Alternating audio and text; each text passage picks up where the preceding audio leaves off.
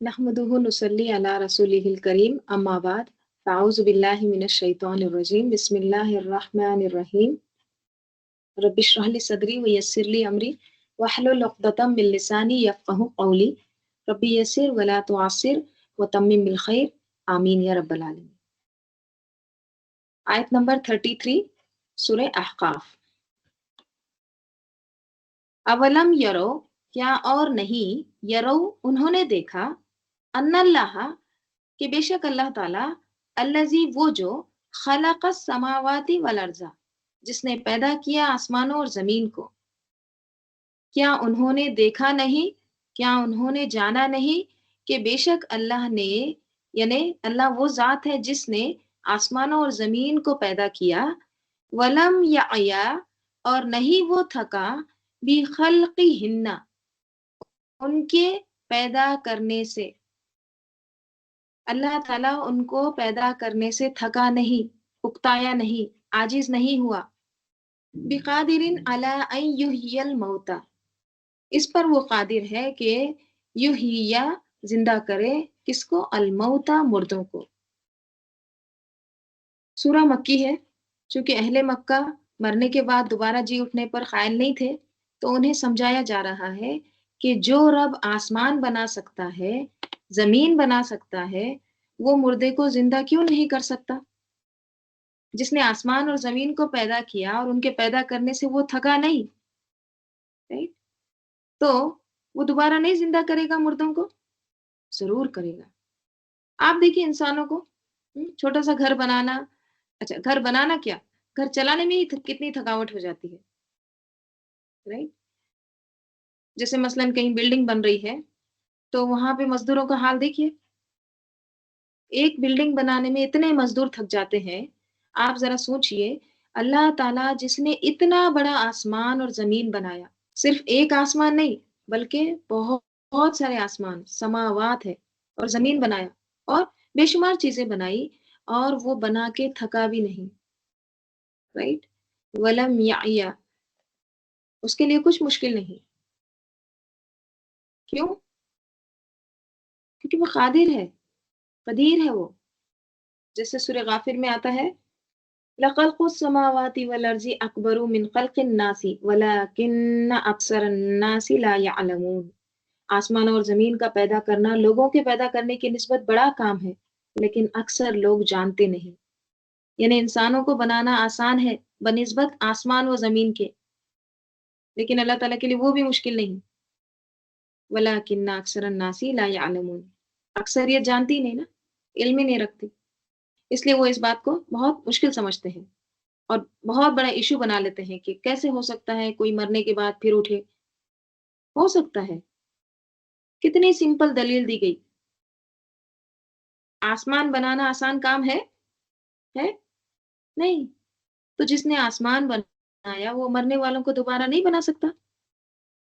बिल्कुल बना सकता है, उसके लिए कुछ मुश्किल नहीं है। भला, क्यों नहीं, इन्नहु अला कुल्ली शैइन कदीर, बेशक वो यानी अल्लाह ताला हर चीज पर कदीर है, कुदरत रखता है। वो यौम युरज़ु, और जिस दिन युरज़ु पेश किए जाएंगे। कौन पेश पेश किए जाएंगे? किसको पेश किया जाएगा? मजहूल का सीगा है, नाइबुल फाइल। अल्लज़ीना कफरू, वो लोग जिन्होंने कुफ्र किया, यानी जिस दिन काफिर पेश किए जाएंगे किस पर? अलन नारी, आग पर। जिस दिन अहले कुफ्र को आग के सामने पेश किया जाएगा। क्यों पेश किया जाएगा? ताकि उनको सजा मिले उनके इनकार की, उनके कुफ्र की। फिर क्या कहा जाएगा उनको? अलैसा हाज़ा बिल हक़्क़ि, क्या नहीं है ये हक? ये हक नहीं है? ये जन्नत, दोज़ख, हशर, ये हक नहीं है? अब आया यकीन? तो वो क्या कहेंगे? कालू, वो कहेंगे, बला, क्यों नहीं, वो रब्बिना, कसम है हमारे रब की, हमारे रब की कसम, ये तो हक है, समझ गए हम। अल्लाह ताला फरमाएगा, आला, कहा अल्लाह ताला ने, वज़ूक़ुल अज़ाबा, बस चखो अज़ाब, हुँ? बिमा कुंतुम तकफुरून, बवजह जो तुम थे कुफ्र करते, तुम्हारे कुफ्र की वजह से अब अज़ाब चखो। اور چکھنا کیا ہوتا ہے؟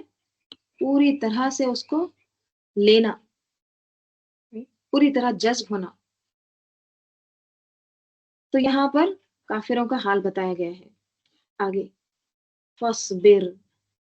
اب آپ صلی اللہ علیہ وسلم کو اختتام پر تسلی دی جا رہی ہے، فَاصْبِرْ، بس آپ صبر کیجئے۔ کس طرح؟ کما، جیسا کہ صبر، صبر کیا، اولو العزمی، کس نے؟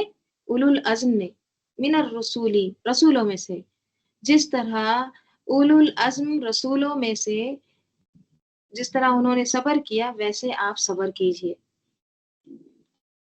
اولو العزم رسول کون سے ہیں؟ نوح علیہ السلام، ابراہیم علیہ السلام، موسیٰ علیہ السلام، عیسیٰ علیہ السلام اور محمد صلی اللہ علیہ وسلم۔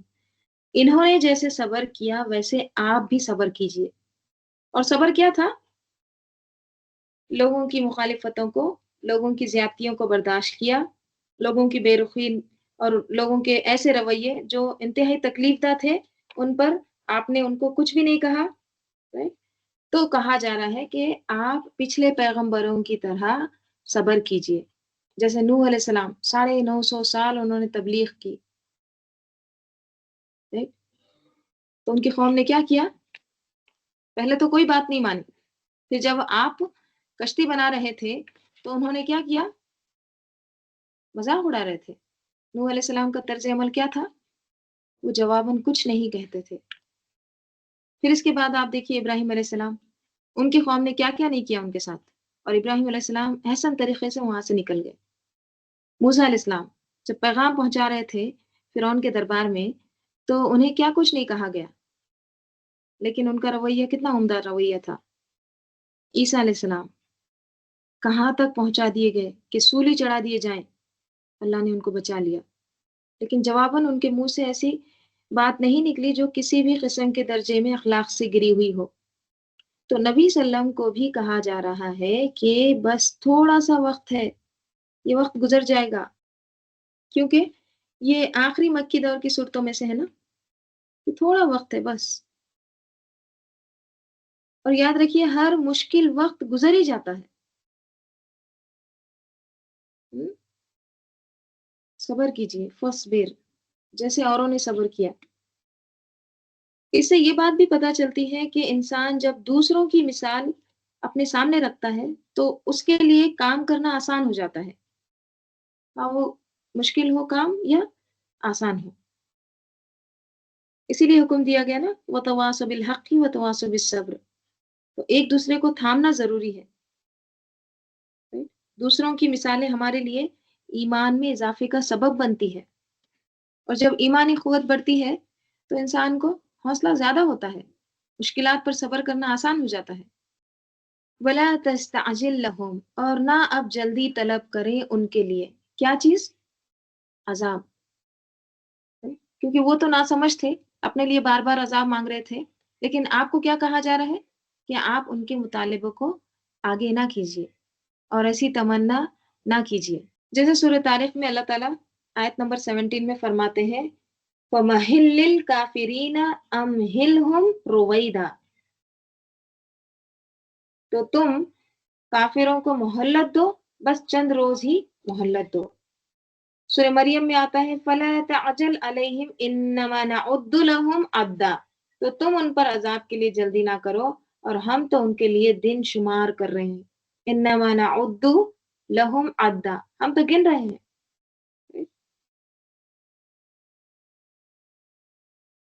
تو کیا کہا جا رہا ہے وَلَا تَسْتَعْجِلْ لَهُمْ كَأَنَّهُمْ، گویا کہ وہ یوما، جس دن، یرونا، وہ دیکھیں گے، کیا؟ ما یوعدون، جس کا ان کو وعدہ دیا جاتا ہے۔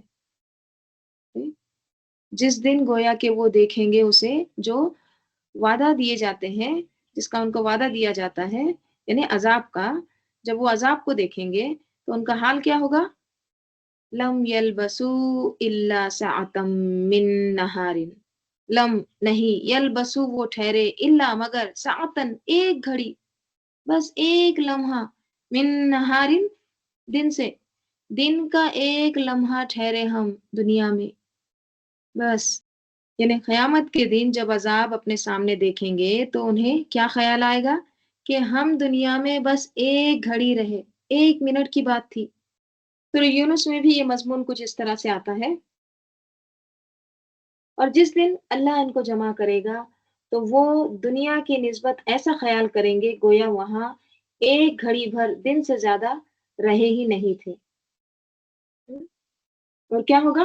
یتعارفون بینہم، وہ ایک دوسرے کو شناخت بھی کریں گے۔ سورہ مومنون میں بھی آتا ہے، قالوا لبسنا یوما او بعض یوم، وہ کہیں گے کہ ہم ایک روز یا ایک روز سے بھی کم رہے تھے۔ فاسأل العادین، شمار کرنے والوں سے پوچھ لیجئے۔ سورہ نازعات میں آتا ہے، جب وہ اس کو دیکھیں گے تو ایسا خیال کریں گے کہ گویا دنیا میں صرف ایک شام یا صبح رہے، بس صبح یا شام۔ تو یہ ہے دنیا کی زندگی کی مدت، دنیا کی زندگی کا وقت آخرت کے مقابلے میں۔ تو دنیا میں اگر کسی انسان پر سخت سے سخت ترین بھی حالات ہوں، مشکل سے مشکل ترین وقت ہو، تو بھی وہ آخرت میں جا کر کیا لگے گا؟ ساعتن، ایک گھڑی، بس 1 گھنٹے کی تو بات تھی، یا صبح کی بات تھی یا شام کی بات تھی، پورا دن بھی محسوس نہیں کرے گا۔ صرف حشر کا میدان ہی 50,000 سال کے برابر ہے، کوئی نسبت ہی نہیں۔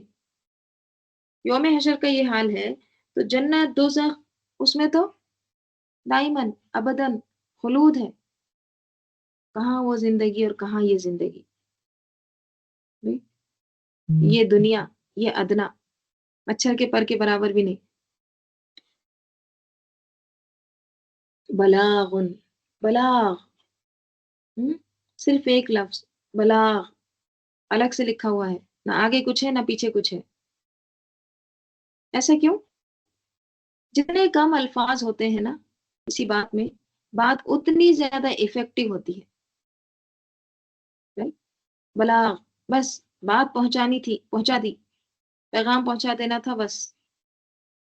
جیسے استاد بچوں کو خاموش کراتا ہے، ایک وہ ٹیچر ہوتی ہے جو بار بار کہتی ہے اسٹوڈنٹ کو خاموش بیٹھ جاؤ سب، خاموش بیٹھ جاؤ، اور ایک وہ ٹیچر ہوتی ہے جو صرف آ کے کہتی ہے خاموش، سب خاموش، ایک ہی ورڈ،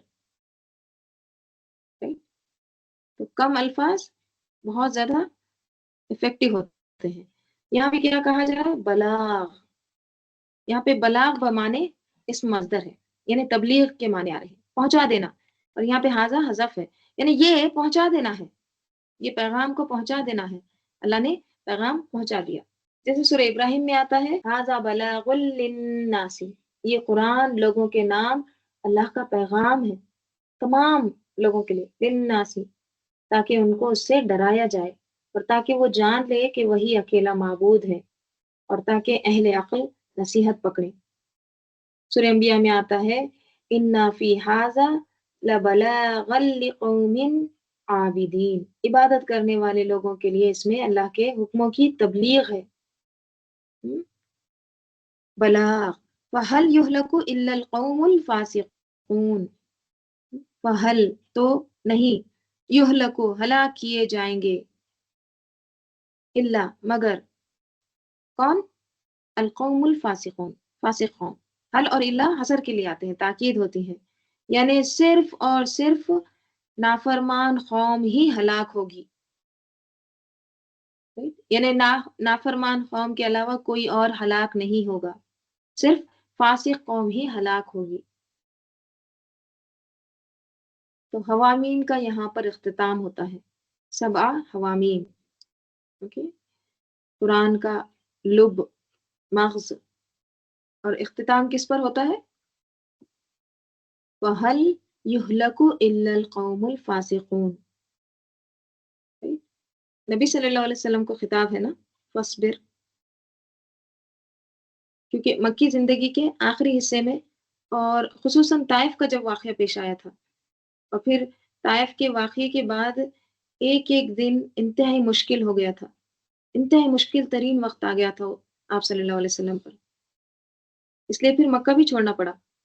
تو ایسے حالات میں کیا تسلی دی جا رہی ہے کہ جب تک اللہ کا حکم نہیں آ جاتا آپ صبر کریں، ان مشکلات کو ایکسیپٹ کریں، اور پھر انڈر لائنڈ اشارہ کیا ہے کہ یہ وقت بھی گزر جائے گا، فاسق ہلاک ہو جائیں گے، آپ کے دشمن آپ کے مقابل ختم ہو جائیں گے۔ آج آپ کیا کریں، اس وقت کا انتظار کریں۔ ہمارے لیے کیا سبق ہے؟ کوئی بھی شخص جو اللہ کے دین کی طرف لوگوں کو بلائے، اس کو کوئی بھی مشکل اگر پیش آتی ہے، چھوٹی ہو یا بڑی، سبھی گزر جائیں گی، کیونکہ دنیا کی زندگی کیا ہے؟ ساعتن ہے، ایک گھڑی ہے، اور یہ سب وقت بہت جلد ختم ہو جائے گا، رائٹ؟ اصل دیکھا جائے تو انسان کو صرف دو ہی غم ہونا چاہیے، ایک تو یہ کہ اس کی زندگی شرک سے خالی ہو، دوسری آخرت اچھی ہو جائے، اس کی فکر ہونا چاہیے۔ اگر کسی کو یہ دو سبق مل جائے نا قرآن سے، کہ اس کی زندگی میں اللہ کی ذات سب سے اوپر ہو، ہر چیز سے بڑھ کر، اور جو کچھ کرے اللہ ہی کی خاطر کرے، اور اس کا اجر اللہ سے چاہے، اپنی آخرت کے لیے محفوظ کرے، تو سب چیزیں پھر اپنی جگہ آ جائیں گی۔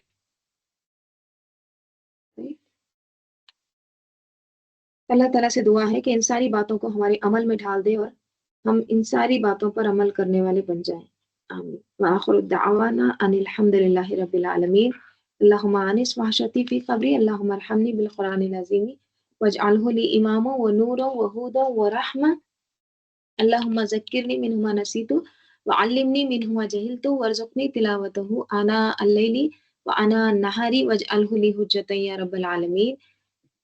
سبحانك اللهم وبحمدك نشهد أن لا إله إلا أنت نستغفرك ونتوب إليك سبحان ربك رب العزة عما يصفون وسلام على المرسلين والحمد لله رب العالمين والعصر إن الإنسان لفي خسر إلا الذين آمنوا وعملوا الصالحات وتواصوا بالحق وتواصوا بالصبر آمين يا رب العالمين ربنا تقبل منا إنك أنت السميع العليم السلام عليكم ورحمة الله وبركاته